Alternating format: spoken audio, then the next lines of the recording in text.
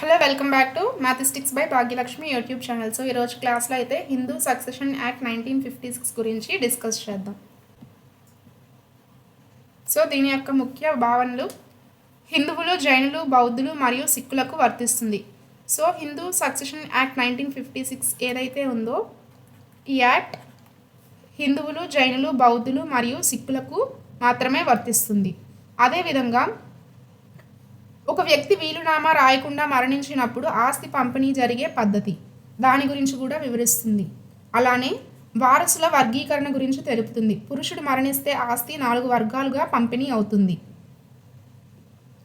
అందులో క్లాస్ 1 వారసులు ఎవరు అంటే భార్య, తల్లి, కొడుకు, కూతురు. వీరికి మొదటి ప్రాధాన్యత ఇస్తారు. సో ఆస్తిని కనుక పంపిణీ చేయాల్సిన అవసరం వచ్చినట్లయితే క్లాస్ 1 వారసులైన భార్య, తల్లి, కొడుకు అలానే కూతురు వీరికైతే మొదటి ప్రాధాన్యత ఇస్తారు. అదేవిధంగా క్లాస్ 2 వారసులు ఎవరు అంటే తండ్రి, సోదరమణులు అలానే మనవళ్ళు మొదలైన వారందరూ కూడా వస్తారు. ఈ క్లాస్ 1లో ఎవరినైతే డిఫైన్ చేశామో వీళ్ళెవరూ లేనప్పుడు మాత్రమే క్లాస్ 2 వారసులకి వర్తిస్తుంది. అదేవిధంగా తర్వాత చూసుకున్నట్లయితే అగ్నేట్స్ కేవలం పురుషుల ద్వారా బంధుత్వం ఉన్నవారు. సో ఫాదర్ సైడ్ ఎవరైతే ఉంటారో వాళ్ళందరూ కూడా అగ్నేట్స్ కిందకి వస్తారు. అలానే కాగ్నేట్స్ నెక్స్ట్. సో కాగ్నేట్స్ ఏంటి అంటే స్త్రీల ద్వారా బంధుత్వం ఉన్నవారు. సో తల్లి వైపు బంధుత్వం ఉన్నవారందరూ కూడా కాగ్నేట్స్ అని అంటారు. నెక్స్ట్ 2005 సవరణ సెక్షన్ 6 ప్రకారం సో ఈ సవరణ ద్వారా కుమార్తెలకు కుమారులతో సమానంగా ఉమ్మడి కుటుంబ ఆస్తిలో హక్కు లభించింది. సో 2005 సవరణ ప్రకారం అయితే యాన్సిస్ట్రల్ ప్రాపర్టీలో అంటే పూర్వీకుల నుంచి వచ్చే ఆస్తిలో కుమారులతో పాటు కుమార్తెలకు కూడా సమానంగా హక్కు అయితే లభించింది. దీంట్లో మొదటి ప్రశ్న, ఒక హిందూ పురుషుడు మరణించినప్పుడు అతని ఆస్తిలో సమాన వాటా పొందే క్లాస్ 1 వారసులు ఎవరు? Important question. ఒక హిందూ పురుషుడు మరణించినప్పుడు అతని ఆస్తిలో సమాన వాటా పొందే క్లాస్ 1 వారసులు ఎవరు? ఆప్షన్ ఏ తల్లి, భార్య మరియు తండ్రి. ఆప్షన్ బి తల్లి, భార్య మరియు పిల్లలు. ఆప్షన్ సి భార్య, తండ్రి మరియు పిల్లలు. ఆప్షన్ డి కేవలం కుమారులు మాత్రమే. దీనికి సరైన సమాధానం ఆప్షన్ బి తల్లి, భార్య మరియు పిల్లలు. తండ్రి క్లాస్ 2లో వారసుడు. అదేవిధంగా తల్లి, భార్య మరియు పిల్లలు అందరికీ సమాన వాటా లభిస్తుంది. క్లాస్ 1 వీళ్ళందరూ కూడా క్లాస్ 1 వారసులు. వీరు లేనప్పుడు మాత్రమే క్లాస్ 2లో ఉన్న లిస్ట్లో ఉన్న వారసులకు ఆస్తి లభిస్తుంది. తర్వాత ప్రశ్న, హిందూ వారసత్వ చట్టంలోని ఏ సెక్షన్ హిందూ స్త్రీ ఆస్తిపై పూర్తి యజమాని అబ్సల్యూట్ ఓనర్ అని పేర్కొంటుంది? హిందూ వారసత్వ చట్టంలోని ఏ సెక్షన్ హిందూ స్త్రీ ఆస్తిపై పూర్తి యజమాని అని పేర్కొంటుంది, అబ్సల్యూట్ ఓనర్ అని పేర్కొంటుంది?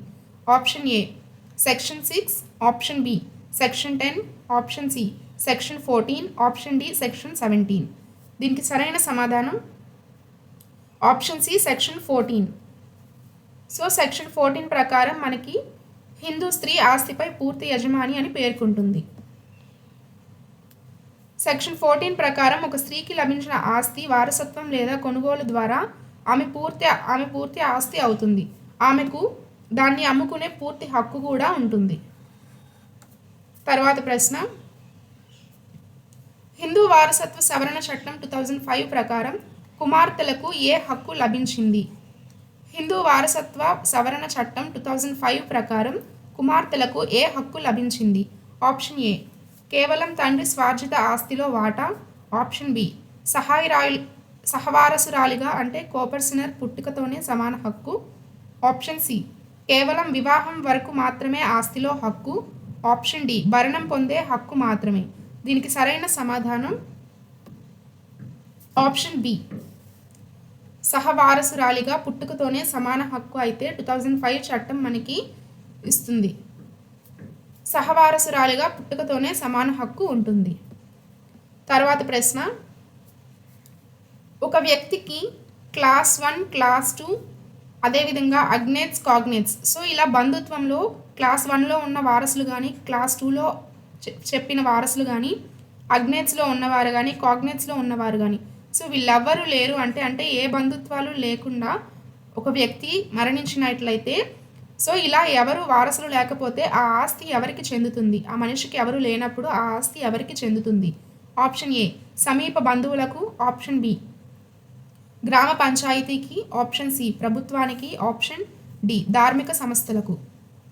దీనికి సరైన సమాధానం ఆప్షన్ సి ప్రభుత్వానికి. సో ఒక వ్యక్తికి కనుక బంధువులు ఎవరు లేనట్లయితే అతని ఆస్తి ప్రభుత్వానికి చెందుతుంది. మనకి సెక్షన్ 29 ప్రకారం ఎవరు వారసులు లేని పక్షంలో ఆ ఆస్తి ప్రభుత్వం పరమవుతుంది. దీనిని ఎస్టేట్ అంటారు.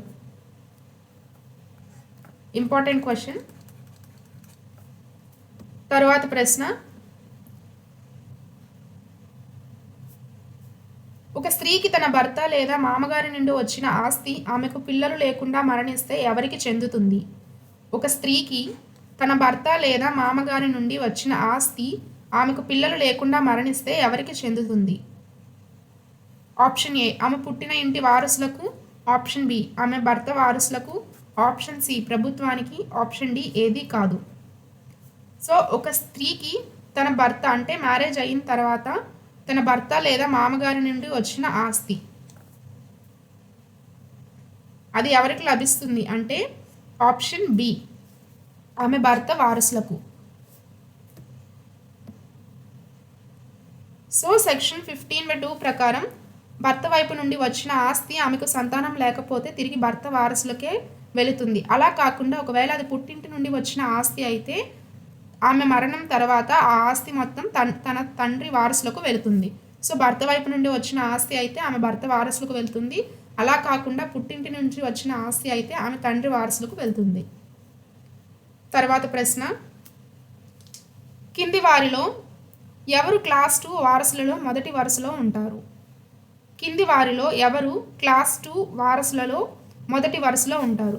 సో మనకి క్లాస్ 1 అదేవిధంగా క్లాస్ 2 కాగ్నేట్స్ అండ్ ఆగ్నేట్స్ ఉంటారు.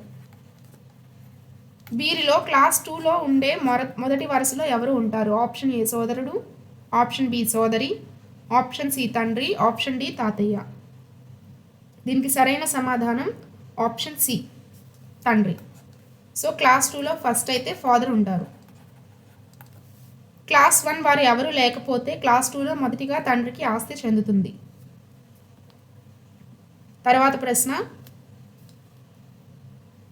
ఒక హిందూ వ్యక్తికి వేరే మతంలో జన్మించిన సంతానం ఉంటే వారు ఆ వ్యక్తి ఆస్తికి వారసులు కాగలరా? ఒక హిందూ వ్యక్తికి అంటే ఒక హిందూ పర్సన్కి వేరే మతంలో జన్మించిన సంతానం ఉన్నట్లయితే వారు ఆ వ్యక్తి ఆస్తికి వారసులు కాగలరా? అవును కాగలరు. ఆప్షన్ బి వారు మళ్ళీ హిందువులుగా మారితేనే కాగలరు. ఆప్షన్ సి ఎప్పటికీ కాలేరు. ఆప్షన్ డి కోర్టు అనుమతితో కాగలరు. దీనికి సరైన సమాధానం ఆప్షన్ బి. సో వారు మళ్ళీ హిందువులుగా మారినట్లయితే అతని ఆస్తి వాళ్ళ వారసులకి చెందుతుంది. సెక్షన్ 26 ప్రకారం మతం మారిన వ్యక్తి యొక్క వారసులు పిల్లలు హిందువులుగా ఉంటేనే వారసత్వానికి అర్హులు అవుతారు. Important question. సో ఇవి అండి ఈరోజు క్వశ్చన్స్. వీడియో ఇంకా ఎవరైనా లైక్ చేయని వాళ్ళు ఉంటే లైక్ చేయండి. సబ్స్క్రైబ్ చేసుకుని వాళ్ళు ఉన్నట్లయితే మ్యాథమెటిక్స్ బై భాగ్యలక్ష్మి యూట్యూబ్ ఛానల్ని సబ్స్క్రైబ్ చేసుకోండి. Thank you.